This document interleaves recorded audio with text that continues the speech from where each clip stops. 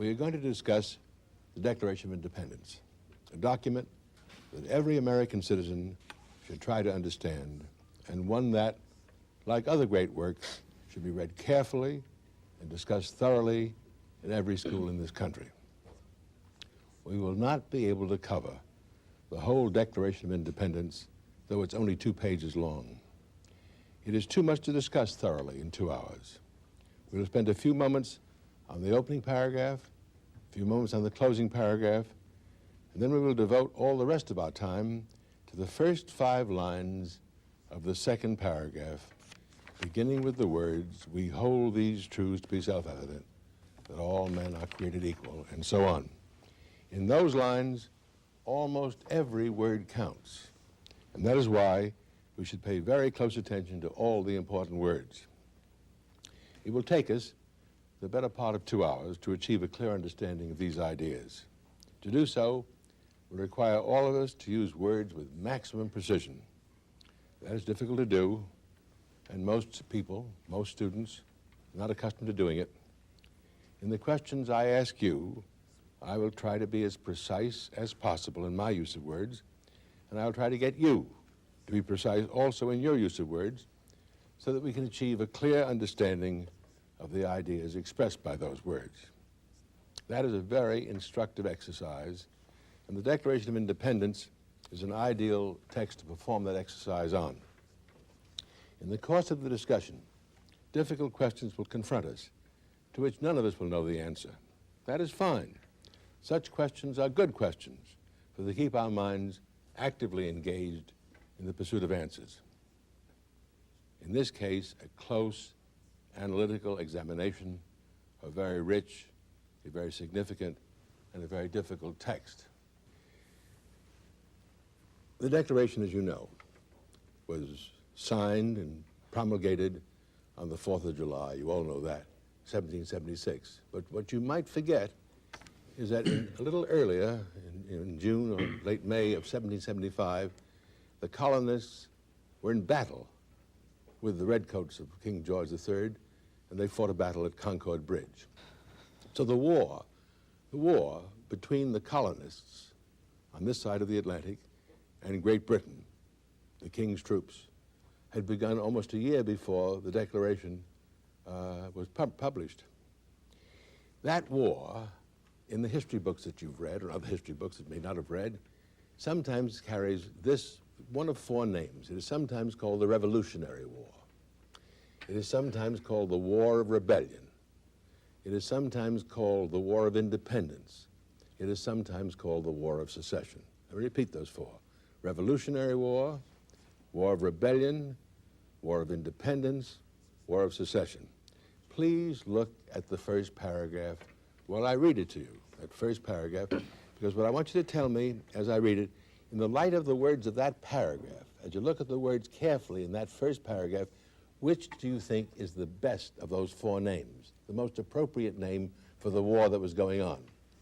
When, in the course of human events, it becomes necessary for one people to dissolve the political bonds which have connected them with another, and to assume among the powers of the earth the separate and equal station to which the laws of nature and of nature's God entitle them, a decent respect to the opinions of mankind requires that they should declare the causes which impel them to the separation. Of those 4 names, which do you think is the right name for the war in the light of that paragraph? War of Secession. War of Secession. What's your answer, Dan? War of Secession. War of Secession. What's your answer? War of Succession. War of Secession seems to have the most votes so far. Has anyone any other name to defend? Yes? War of Rebellion. War of Rebellion, you think? Yes, Tim? War of Independence. War of Independence. Would anyone call it a Revolutionary War? That's by the way, that's the name that usually, in almost all history books, there are even titles, The History of the Revolutionary War. Tell me why, coming back to you, Darrell, why did you think War of Secession was the right name? Well, it talks about dissolving the political bands and then impelling them into separation. Separation. That was your reason also, I take it. That, by the way, Tim, would just as easily justify War of Independence, wouldn't it? Yes. Does anyone disagree, we didn't spend much more time on this, does anyone disagree that either of those two names, War of Independence or War of Secession, are better names for the war than Revolutionary War or War of Rebellion? Would anyone like to defend those words? Well, that's good. And that leads to another question. You all know about the French Revolution, which took place in 1789. You all know about the Russian Revolution that took place in 1917. How does the American Revolution, often called that, differ very strikingly from the French Revolution and the Russian Revolution? Yes? With the American Revolution, it was more of not a change of the way of life. It was that England had granted rights to all its citizens and then denied it some of those rights to those to the people living in the colonies. With the French Revolution and the Russian Revolution, it was a complete change of the class system and the way of life in those countries. The French and Russian Revolution happened within the country, and the English Revolution, it wasn't an English Revolution happening in England, it was a colony revolution. So that's why I wouldn't really... Yeah. Jim? The American colonists didn't try to change the government of England. They tried to Separate themselves themselves. independent. That's right. In the case of the French Revolution, they threw out the king. Right. In the case of the Russian Revolution, they threw out the Tsar. Well, we didn't Americans- throw out George III. We separated ourselves. We had independent status. That's very good indeed. Now then, take the text, beginning with the words, we hold these truths to be self-evident. And now I'd like to, with your help, examine it word by word, because it's just as weighty and fruitful as that. We hold these truths. The first word that stops us is the word truth. You all use it every day in your life. You say true, you say false. Laura, make a statement right now that everyone around the table will know immediately is false. Everybody in this room is over 18. You all agree that she's made a statement. What makes that false? Because everybody in this room is not over 18. Then if you now make a true statement, Everybody in this room is of varying ages. what makes that true? Go ahead. Hard to do. It's perfectly obvious, but make the obvious Because point. everybody in this age is of varying ages. Yeah. There's some over 18, some under 18. Now, do you see, have you ever told a lie? Have you ever told a lie, Buffy? How do you tell a lie?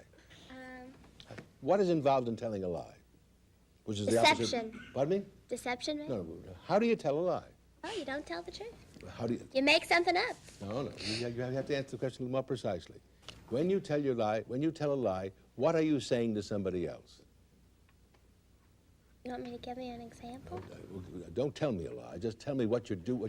Yes. A statement that is not true A statement of facts. No. and untrue. Well, of course, obviously, when you tell a lie, you're making a statement. In fact, it may be true, but you think it's not true. What is the relation between what you say in speech and what you think when you tell a lie? Yes? You know the truth, but you tell them something different. Whenever you tell a lie, you say something verbally which you think is the opposite of what you think is true. If you happen to think, Laura, that it's raining out now, and you said to all of us, it's bright, clear, sunny day, you'd be telling a lie even though it's not raining out now, because you mistakenly think it is raining out now, and you say the opposite, right? So telling a lie consists in saying the opposite of what you think is true. And speaking the truth is saying something which agrees with the way things are. Now that, I have to tell you, because it's a wonderful statement, Aristotle, many centuries ago, in one sentence, defined truth and falsity. He says, we think truly when we think that that which is, and that that which is not, is not. We think falsely when we think that that which is not, and that that which is not, is. That simple sentence indicates that when your thinking agrees with the way things are, you think truly. When your thinking disagrees with the way things are, you think falsely. And all containing those words is and is not. So we go on to the next. We now know what truth is. But the next one is a little more difficult. We hold these truths to be self-evident. Tim, what makes a truth self-evident? Self-evident truth is something that is obviously true to everyone. obviously true to everyone. Like a self-evident, well, an example of a self-evident truth is that all of us around this table are male or female.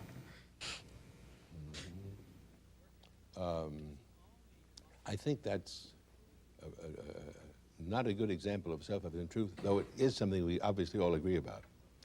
Tell me a little more about what you think it's sufficient to say that a self-evident truth is one.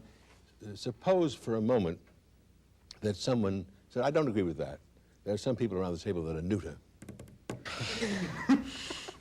It isn't. It's possible to think that. Yes? Self-evident truth would be Laura's wearing a purple shirt. No, that's obvious. You see, the point I want to make is that it's perfectly evident. It is perfectly evident to my perception as well as to yours that Laura's work, but evident is not the same as self-evident. That's an evident truth. Okay, I see. I asked you what a self-evident truth was. Anyone? One question. Have you all studied geometry? Yes. All. In the geometry course you studied in high school, did you meet up with the distinction between axioms and postulates? Ever heard of that distinction? Yes. Never? Heard of it? Yes, I've heard of it, but What is an axiom? I couldn't tell you. I've heard I of it. I expect- tutor geometry and still don't know. I mean, let me be sure that no one around this table knows that you all studied geometry, you all passed the course, and none of you know the distinction between axioms and postulates? I think Yes? I do. Isn't an axiom something you accept as true and you just don't question it? And And then a the postu- postulates are based upon the axioms? No. Postulates. In fact, Postulates are So based upon postulates- proof. So, in fact, it's the other way around. Postulates is something which you voluntarily accept as true even if you can't prove it. In Euclid, every one of the postulates begin with the words, let it be granted that, or please grant me that. Will you assume with me that? That's a postulate. Now, what's an axiom as opposed to a postulate? Has been proved. What? Something that's been The very proved. opposite of that, Greg. An axiom is a self-evident truth, and a self-evident truth is one that can't be proved because it's self-evident. If it were not self-evident, it could be proved. What is provable is not self-evident. What is self-evident is not demonstrable. Did any of you in the course of studying geometry ever hear that the whole is greater than any of its parts? That the part is always less than the whole? You remember that, don't you? Yes. Well, that's an axiom. That's one of the axioms of Euclid. And it's a self-evident truth. And the reason why, I'm going to test you out on this, the reason why it's a self-evident truth is that you cannot possibly think the opposite. Now, just try it for a moment. Just try it for a moment. Try to think of I'll do it very simply. Take a piece of paper. This is a whole piece of paper here. That's a whole. And here are the four parts. That's all you have to do. Is it possible for you to think that any one of the parts is more than the whole? Can you think it? Can you think that the whole is less than one of its parts? I can't think the opposite of that this part is more than that whole, or this whole is less than one of those parts. Is that clear now what a self-evident truth is? A truth, the opposite of which it is impossible to think. Let me give you another example, one that you have never heard before. You all know what a triangle is, don't you? A three-sided figure. You know what a square is? Four-sided figure. You know what a diagonal is? It's a line that connects the non-adjacent angles. Therefore, in a square, if you draw the line that connects the non-adjacent angles, just to visualize this, you have two diagonals in a square, correct? A diagonal is a line that connects the non-adjacent angles in a plane figure. A triangle is a three-sided figure. It therefore has no non-adjacent angles. It is therefore self-evident that there cannot be any diagonals in a triangle. Correct?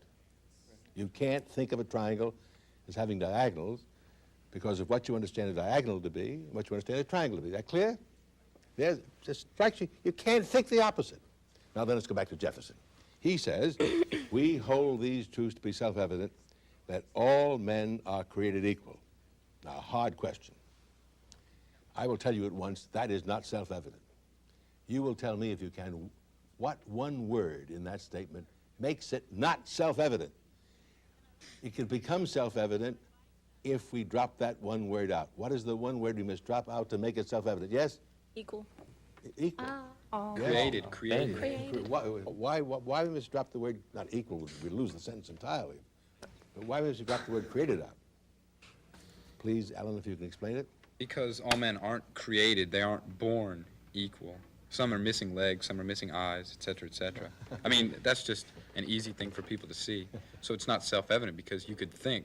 That isn't the reason. That isn't the reason? That isn't the reason why you dropped the word created, because the reason why you dropped the word created is because it is not self-evident that God exists. It is not self-evident that God exists. If it is not self-evident, atheists exist who think that God does not exist. It is possible for human beings to think that God does not exist. It has nothing to do with the truth now. It's possible to think the opposite. If it is possible to think the opposite, that God does not exist, it is also possible to think that men were not created. Hence, you've got to drop the word created out if you are going to make the sentence true. Self-evident. Now let's drop it out for a moment. Suppose I now substitute for the word created a word that makes it self-evident. All men, I'm now rewriting Jefferson, self-evident that all men are by nature equal. Before you think of that, I want you to tell me what the word equal means. Now that's all. You all use the word equal and unequal all every day of your life, but you must tell me in so many words when two things are equal and when two things are not equal. Let me take as an example, very simple. This pointer and that pen are unequal in length, are they not? What makes them unequal in length? Our measures are different. I have to say something more than that. What does their inequality in length consist in? What makes them unequal? They're not equal. Remember, notice what I said. They are unequal in one respect, namely the respect of length. What makes them unequal?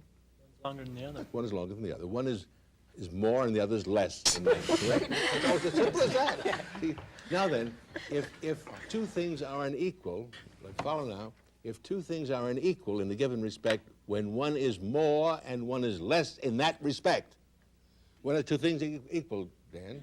Tim, rather?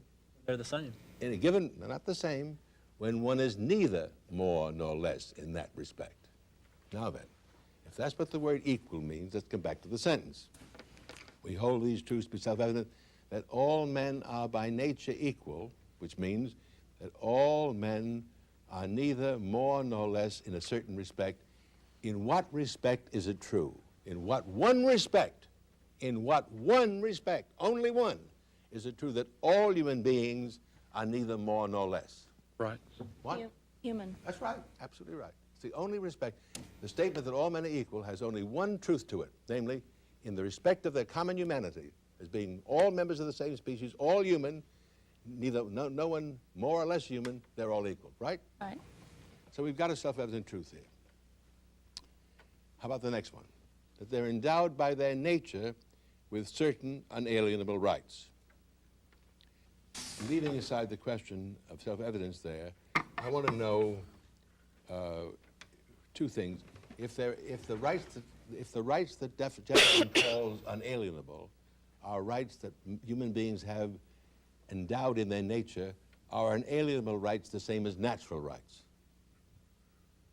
Are unalienable rights the same as natural rights? Are these three phrases synonymous? Unalienable, listen carefully, unalienable rights, natural rights, and human rights. Are those three names for the same thing? Unalienable rights, natural and human are the same? Sure, because it's human nature, right? Yes. So we've got three names now for what Jefferson told us. Unalienable rights, natural rights, human rights. Next question. What does the word unalienable mean, Greg? That What does the word unalienable mean? they can't be taken away. Right. You all agree with what Greg just said? What is unalienable? That's exactly what the word, what is alienable can be taken away. Now that you've answered that question, I'm going to put you on the spot. Ready? Among these rights, says Jefferson, are life, liberty, and the pursuit of happiness. I want to take liberty for a moment. And let's say for a moment that, just quickly, the word liberty means being able to do as you please. a man commits a crime, is justly tried, justly convicted, and justly sentenced to 20 years imprisonment. Would you say that when we imprison this justly condemned and sentenced criminal, we are taking away his liberty?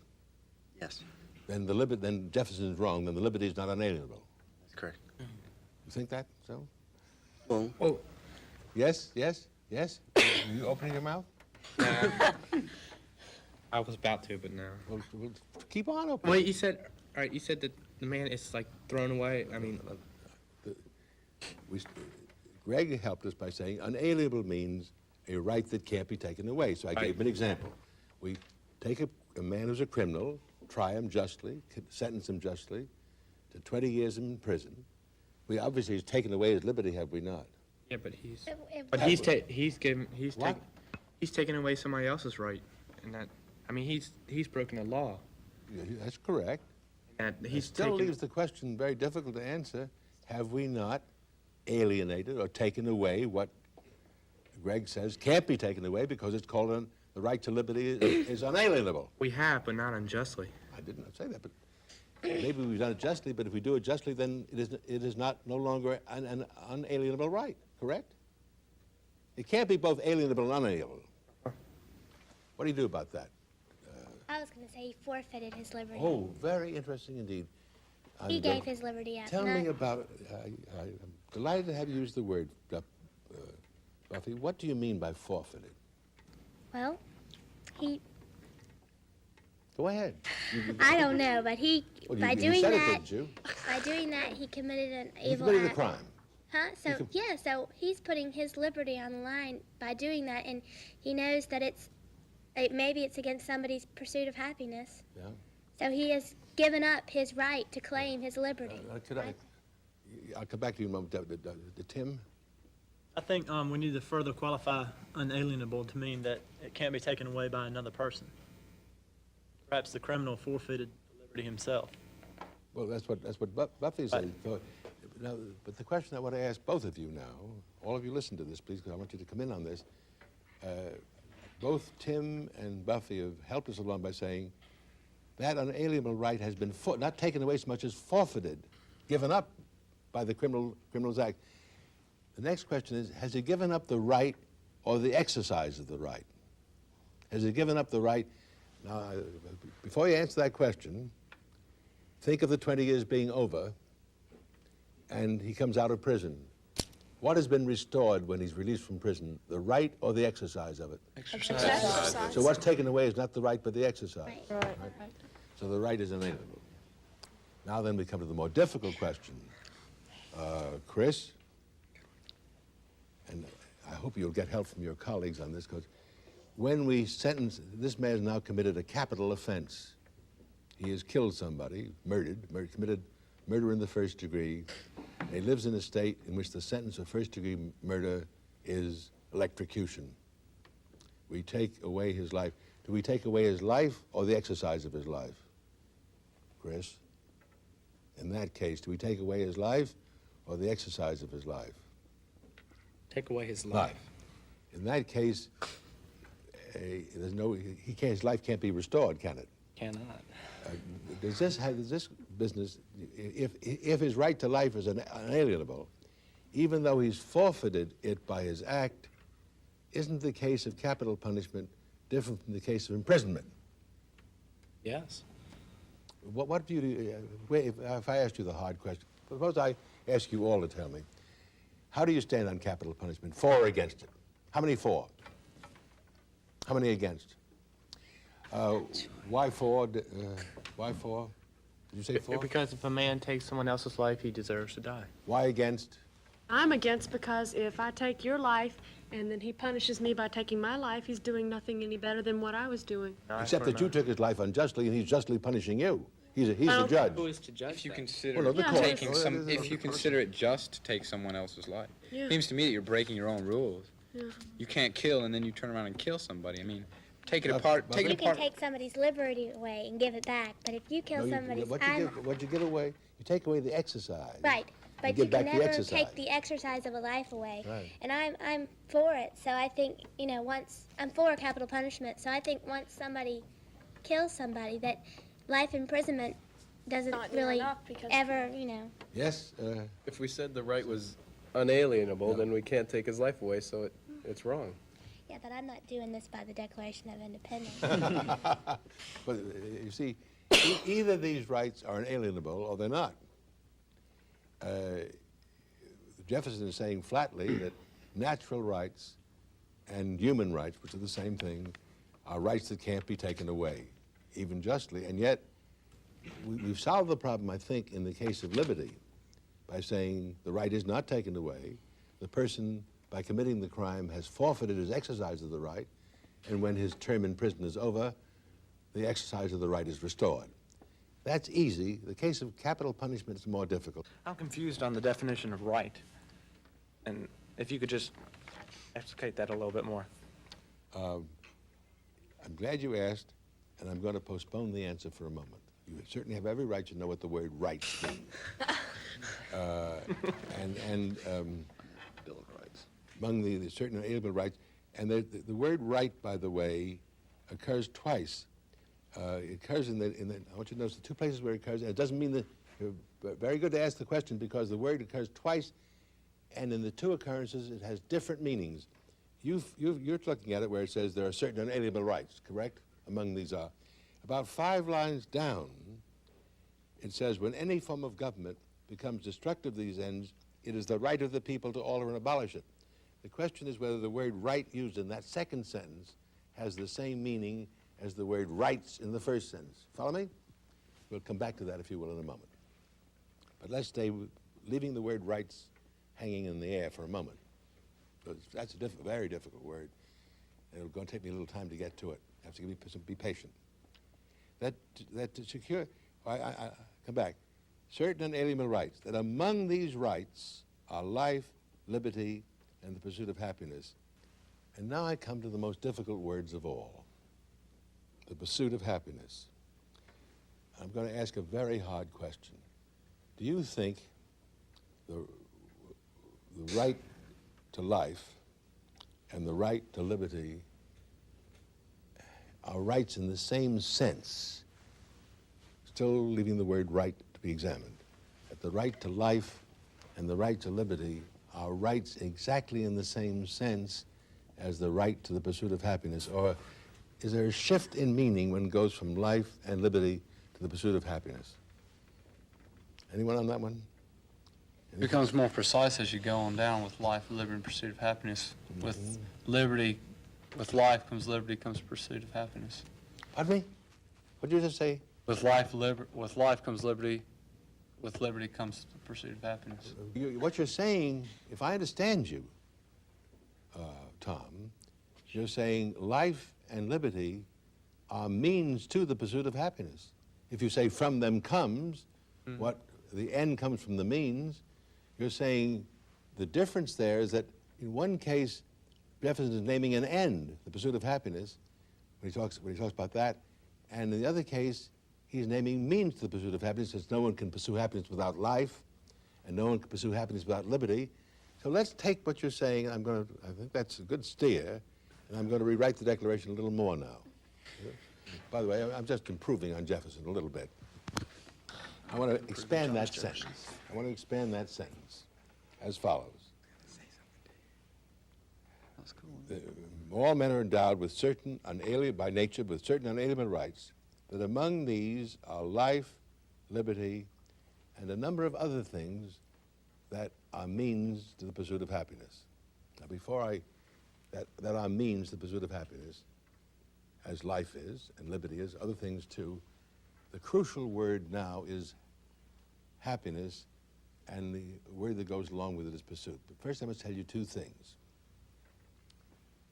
Jefferson, before he wrote the Declaration of Independence, with James Mason, a fellow Virginian, wrote the preamble to the Constitution for the state of Virginia. And James Mason, in that draft, said life, liberty, and the pursuit and attainment of happiness. So Jefferson learned from Mason the phrase pursuit and attainment of happiness. And when he came to write the Declaration, he dropped the word attainment out and kept the word pursuit. Have you any comment on Jefferson's editorial emendation? Was he right to drop the word? Do you think he was right to drop the word attainment out and keep? Why? Tell me. Yes, he definitely was, because not everyone attains happiness in life. But everyone has the right to pursue it.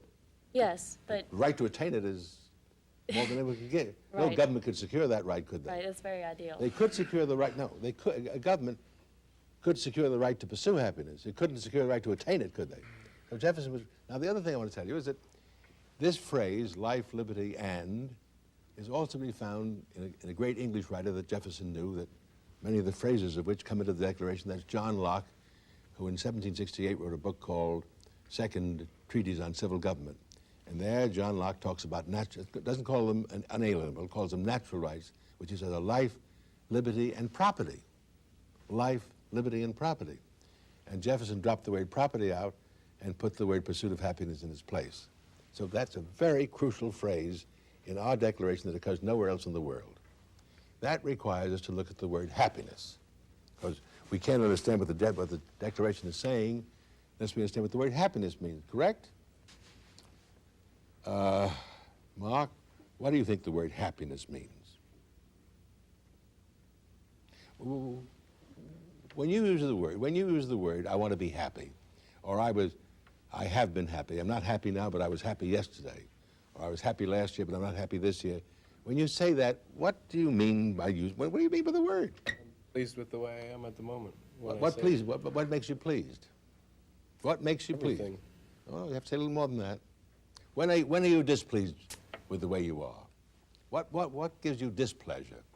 If I fail, of course. What? If I fail, of course. You don't have what you want. One meaning of happiness, which is one you just used, is happiness consists in getting what you want. So that one meaning of happiness, which, by the way, is happiness meaning number one on the left side of that board, happiness one, happiness consists in getting what you want. And that's why you can say, today I felt happy, today I'm happy, last week I was very unhappy, I was frustrated, I was dissatisfied, I was discontented, I didn't get what I wanted. And in that meaning of happiness, that's a psychological meaning of happiness, because you either feel pleased or displeased. You said pleased, satisfied, getting what you wanted. What's the other meaning of happiness? What other meaning do you think happiness has? I got happiness one there, happiness getting what you want. Getting what you need. That's exactly it. Darrell, tell me, what is the distinction in your mind between wanting and needing? And after you try, I'll put everyone on the spot on this one. What do you think the difference between needing something and wanting something is? Need is, They both are desires, aren't they? They're both desires, but they're different kinds of desires. What's the difference between the desire that is a want and the desire that is a need? without one, with a need, it'd be difficult to survive. Without the want, it'd be not be enjoyable. Life would not be enjoyable. Yes, Buffy? Here's an example. You have to have food to be happy, to be alive, but you want a steak. You know, you want more than you need. You want the better of something. That's interesting. Very interesting indeed. Let's follow Buffy's lead. Think of the. Yes. A need is necessary. A want is superfluous. Good. Let's go one step further. If I asked you to, if I said to you, don't do this, but just think of it a moment. Suppose I said, take a piece of paper and write down on that paper the 10 things you want in the next semester, between now and June. Suppose you did that. And then I said, take another piece of paper and write down on the other piece of paper the things you think everyone needs in the course of a whole lifetime. How would the two lists compare? How about that, Sheila? Your wants are a whole lot more than what your needs will be. Oh, okay. All the want lists would be different, but all the need lists would be the same. That's exactly right. Exactly right, Mark. For the most part, there might be some slight differences, but as Buffy said, no one would deny that everyone needed food, or drink, or sleep, or some kind of protection against the elements. Those are the simple biological needs, or liberty, or knowledge. right? Or pleasure. Those are needs. But steaks, yachts, Mercedes-Benzes, or even good grades are not needed but wanted. Now then, that second meaning of happiness, happiness two, which consists not in getting what you want from day to day, which gives you contentment and pleasure, but getting what you need in the course of a whole lifetime, follow me now, not today or tomorrow, getting what you need in the course of a whole lifetime is the ethical meaning of happiness. Because when you get what you need,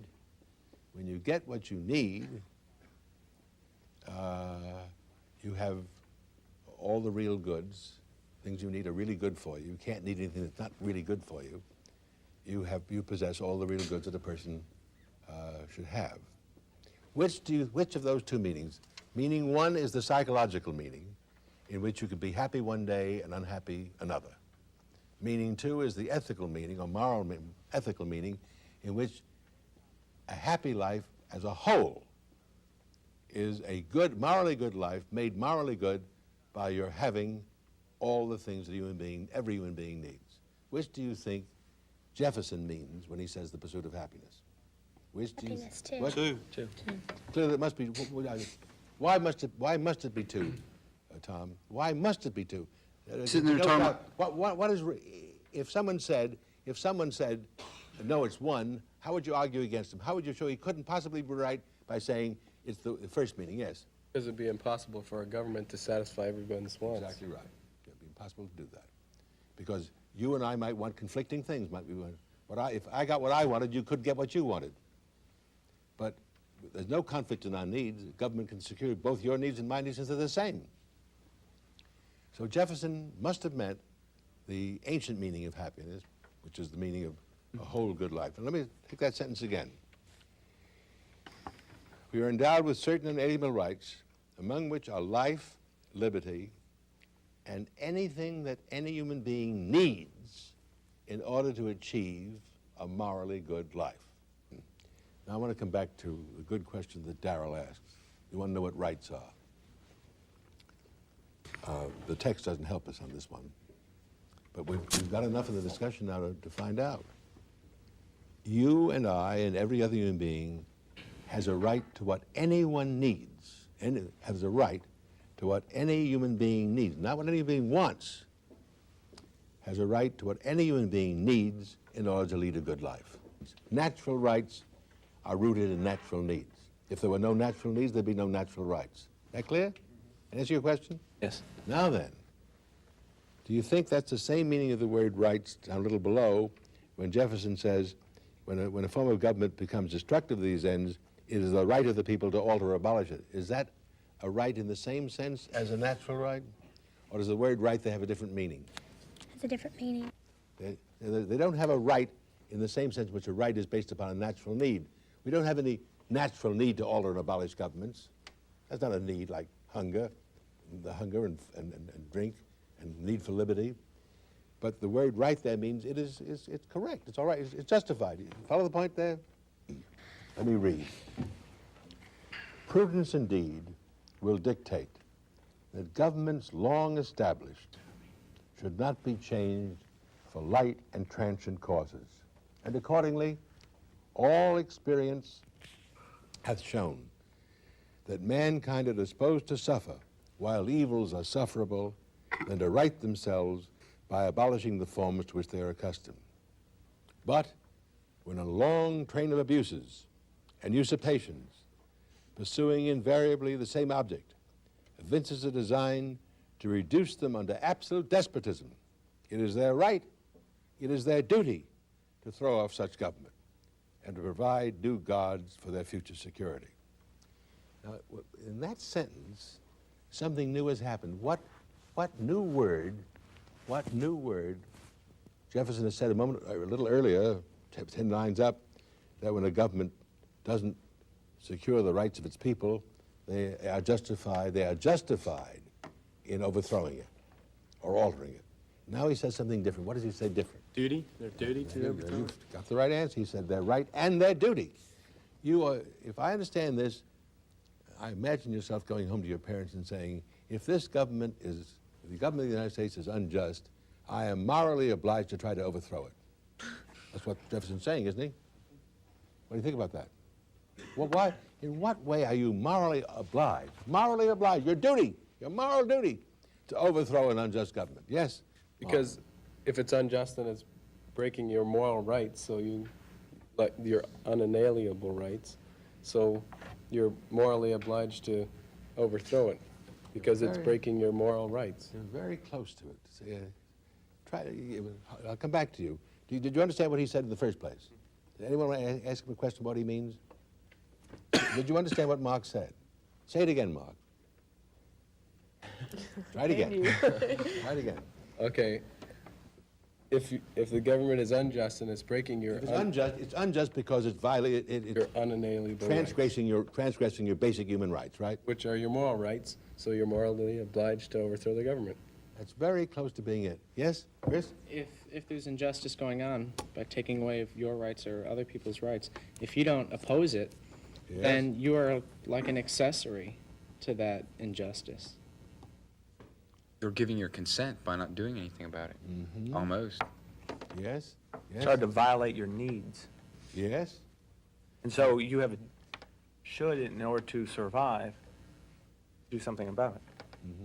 Well, you're all very... I think everything you said is relevant and on the point. There's only one little thing left over, and that is, are you morally obliged to try to make a morally good life for yourself? Are you morally obliged to pursue happiness in sense two? I mean, you say, I don't want to pursue happiness. Are you under a deep moral obligation to pursue happiness in sense two on the boards, over here, where happiness means trying to lead as morally as good a life as you can? Are you morally obliged to do that? Yes. Yes. Now then, if in order to do that, you have certain needs, rights to certain things that you need to lead a morally good life, and if an unjust government transgresses or violates those needs, you can't perform your moral duty, can you? Hence, if you have a duty to lead a good life, you have a duty to overthrow the government that interferes with you leading a good life. That amounts to what you're saying. I'm not adding very much. Have I added anything to what you said? I don't think so. Thank you. You all, so that in some sense, we only are justified in being rebellious against an unjust government, but we are also morally obliged to be rebellious against an unjust government. That's a very strong doctrine. Any questions about this so far? And so we come finally to the last paragraph. I would like to know whether you think, this is a hard point, whether you think the last paragraph, which begins with the words, "We therefore, the representatives of the United States of America in General Congress assembled," would that be more accurately printed if the words United States were written with small u and a small s? Or do you think there's some error being committed by having that written with a large U and a large S? Is my question clear, Teresa? What do you think? I think, now that I've been thinking about it, I think it should be a small u and a small s, Why? lowercase. Because later in that paragraph, he says, Yes. and that, it just, a portion of it says, and that as free and independent states. Because they were not united. They were not united. They had each their own That's right. currency. They were- I think maybe he meant that they were all united in breaking away from They England. were united in the war. That was the Okay. only thing that they were united That's why I had to put it in lowercase. They were united, they were states, but they weren't the United States. See, the phrase United States of America is the name of one nation in which the states are only parts. Now, let me ask one further question. In 1861, Jefferson Davis, the president of the Southern Confederacy, and the other southern states seceded from the federal union, correct? That was the act of secession that brought on what we call the Civil War. I want you to think about this moment. If Jefferson Davis didn't do this, but if he had wanted to, could Jefferson Davis have taken the first paragraph of the Declaration of Independence, which you said led to the War of Secession, and used the first paragraph exactly as written to declare the secession of the southern states from the North, from the Federal Union? Could he have used exactly the same words that Jefferson used for the secession of the 13 colonies from Great Britain for the secession of the southern states from the Federal Union? Yes, Chris? I think they could have. Yes, They weren't suffering any real injustices, only that they couldn't have slaves. No, that's not it. That They wasn't took it. away lots of other rights, voting rights in When- Congress. Well, that was the main When reason. America wasn't was separating from Great Great Britain, there was it? About that war? one government over another country, but when the state pulled apart from the other states, it was one government, so he couldn't use the same. In other words, there's a difference between the two secessions. Right. In one case, colonies were seceding from or seeking their independence of an imperial power, which was Great Britain, the Great British Empire, correct? In the case of the southern states, they were equal with the northern states in the Federal Union. They were states separating themselves from other states in the same Federal Union. But wouldn't the words almost apply, though? Wouldn't those words almost apply for Jefferson Davis, Mark? No? I think so. I don't think you'd have I to guess it change one doesn't say word. of it. anything about No? having another government. I think, in my opinion, Jefferson Davis could have used those words for the secession of the southern states. This is an extraordinary document. I hope you'll read it again. And in those lines we read carefully this afternoon are the fundamental principles of American political life. This, more than even the Constitution, states the ideals, the basic ideas that make America what it is.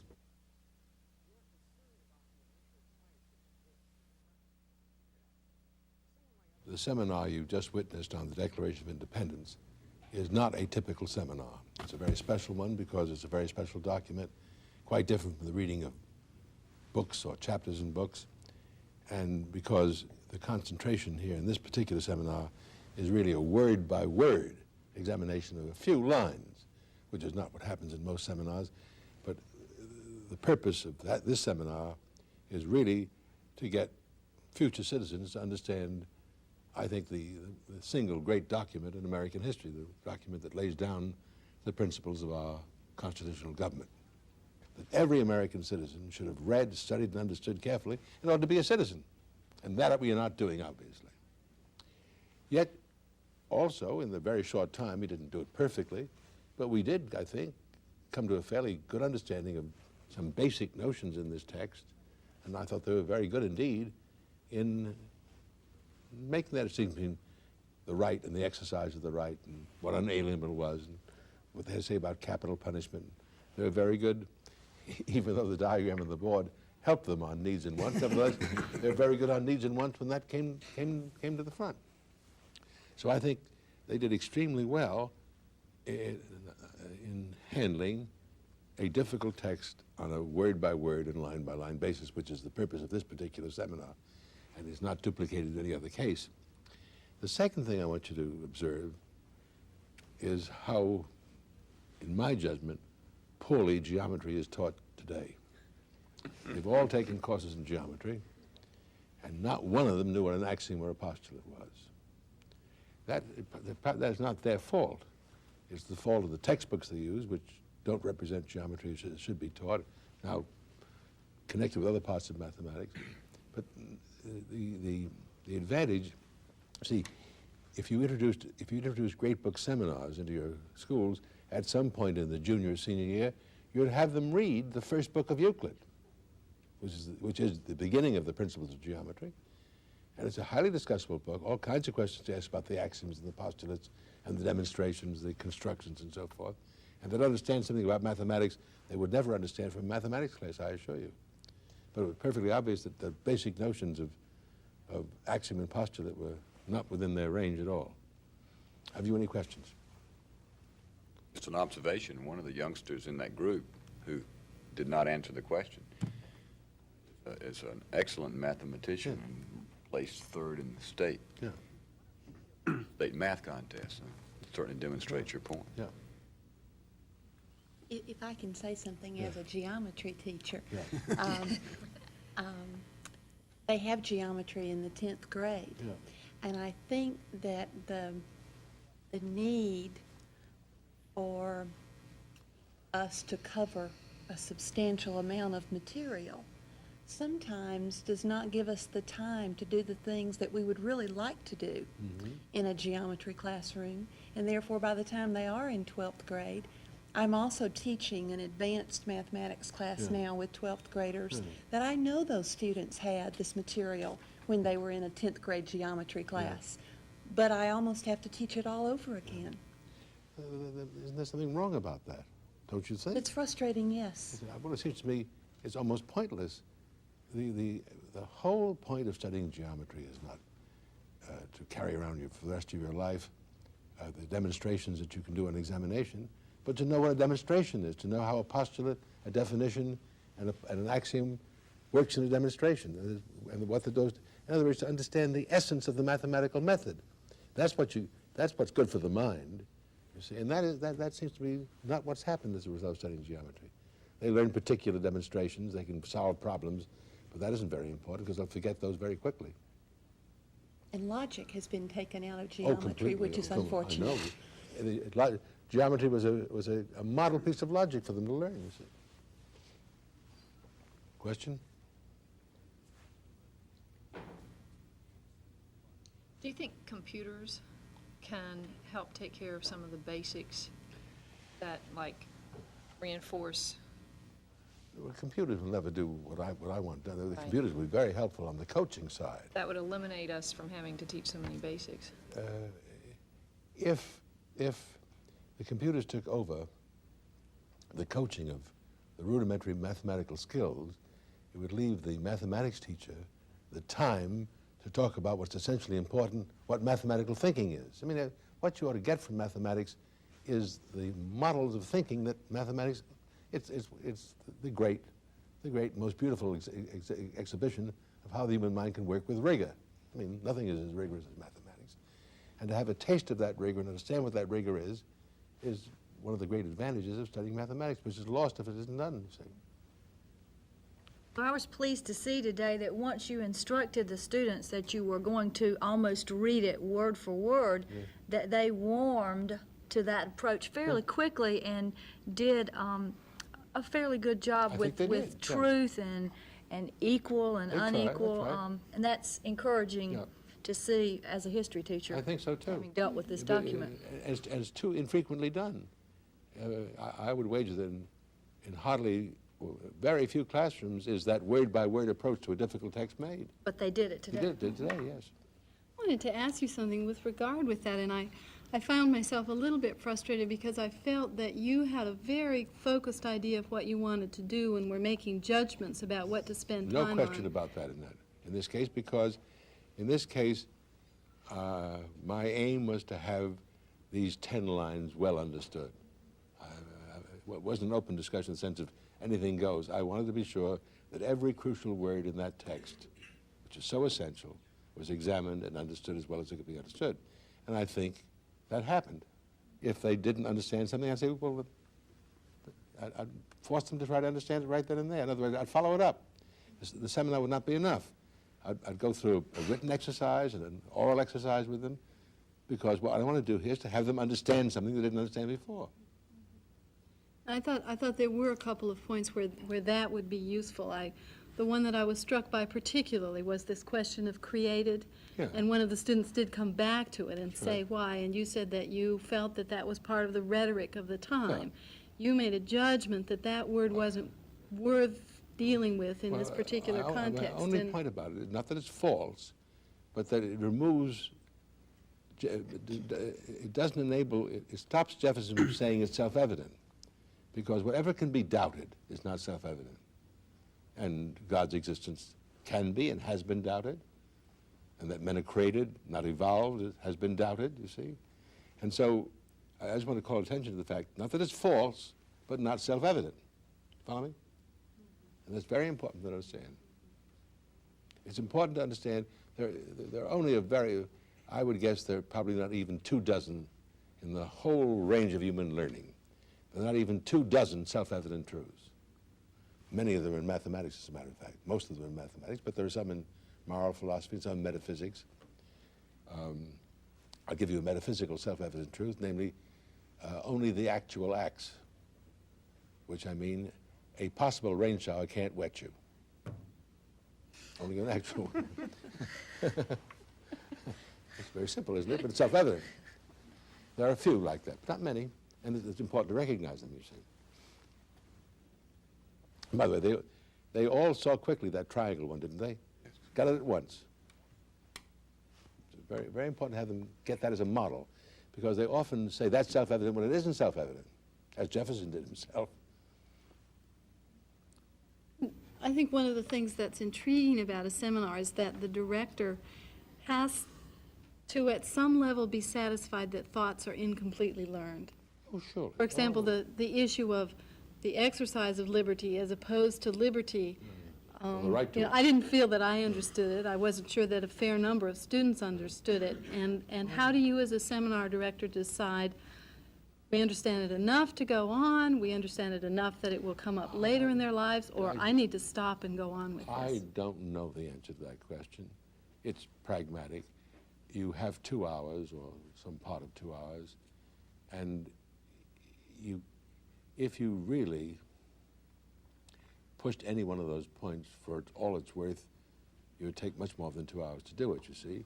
So what you've done is you've started them thinking about that distinction, the right and the exercise of it.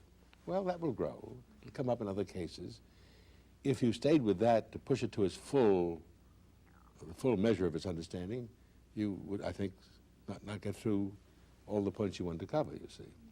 And you can take a choice. You could do it either way. You could also follow up, though, couldn't you? Sure you could. Next day. Sure you could. With some issue that was particularly bony Well, through a didactic lecture. Let's suppose for a moment, I'll show you how that would happen. Suppose that you got the papers in that I asked them to write, and all of them mentioned the distinction between the right and the exercise of the right. Then you call the student in and say, that's a very nice paper. Tell me, let me hear again, how do you understand that distinction? Then you'd have a chance to push it as far as you can go, you see? So you haven't given up on it, you see, particularly if you connect the seminar with a piece of writing and an oral interrogation. The seminar by itself is not enough. It's only going to happen once a week, but it should be connected with the coaching exercises that involve writing and speaking and answering questions and so forth. Is that clear? Having had the session today and recognizing those youngsters who participated, will you go into your next session keeping in mind those youngsters who did not participate? Oh, yes. Is there a game plan? Yes, I will. Today, I did not make the effort, as I will make on later occasions this week, to get everybody in. Today, there was no opportunity to ask a question that went around the room and got everybody in.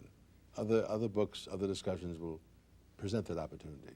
So today is, as I think I said, a very special exercise that is very important to do because of the character of the document and because every future citizen should have that understanding. My aim is to get a better understanding of these crucial sentences in the Declaration. I think we did that in part. That's the outcome.